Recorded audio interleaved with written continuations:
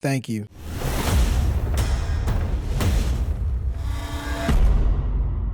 Both of these films are supposed to be a standalone Star Wars story, which explains the title of the movie. Both films take place before the original trilogy and after the prequels. Even though Solo and Rogue One are really close on the timeline, the technology in that movie seems much more advanced sometimes. It gets tougher to squeeze a story out of the Star Wars franchise with each installment, which is why the film had to go through numerous reshoots at the last minute. The original directors weren't present during the reshoots, but in Rogue One, Gareth Edwards still got to keep his director credit, even though Tony Gilroy was in charge of reshoots. Lord and Miller were fired, and when Ron Howard took over the reshoots, he confiscated the director credit. In the beginning of the movie, the orphan main character is on the run. He or she manages to get away with some help. Jyn is saved by an extremist, which is why she later joins the rebellion. And Han is saved by an Imperial officer, which is why he later joins the Imperial Navy. The side effects of growing up without parents in a galaxy far, far away are no different than growing up without parents in our galaxy. Both of the children are slaves. Jyn is a prisoner in a labor camp and works for the Imperial military. Solo is a prisoner and is forced to steal for a local gang.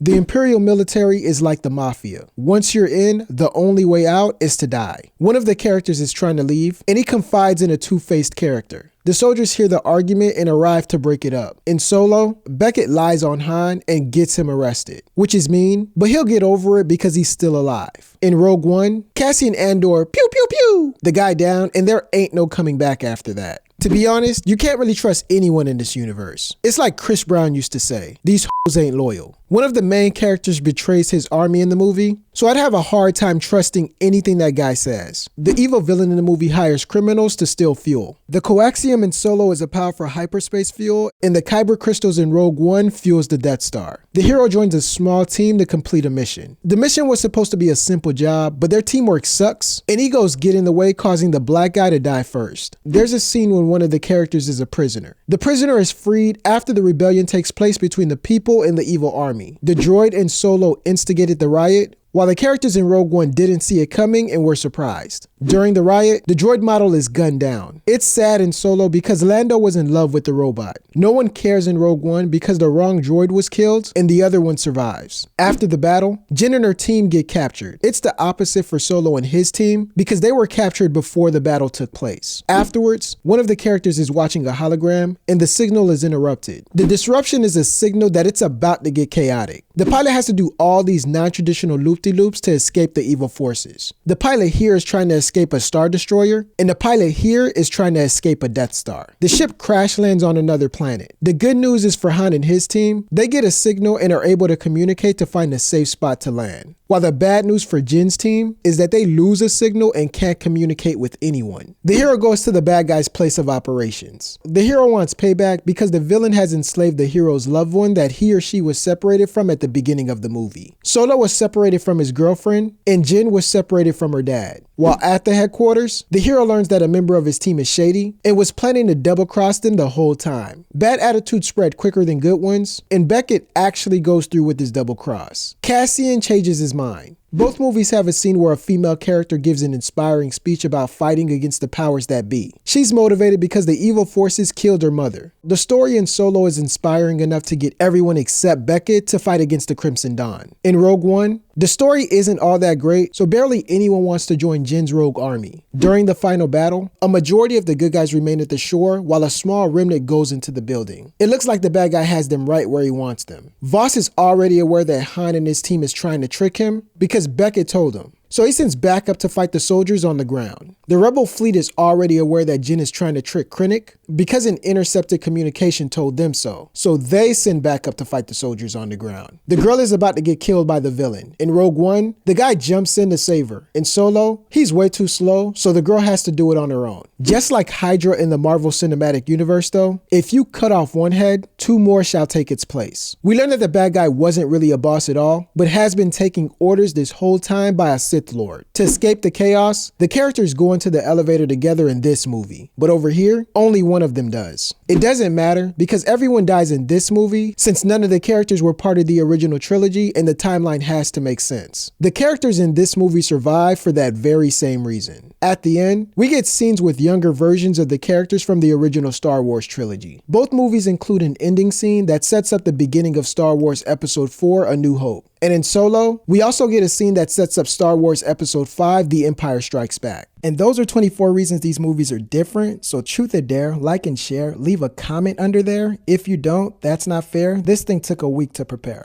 But I'm not a rapper though.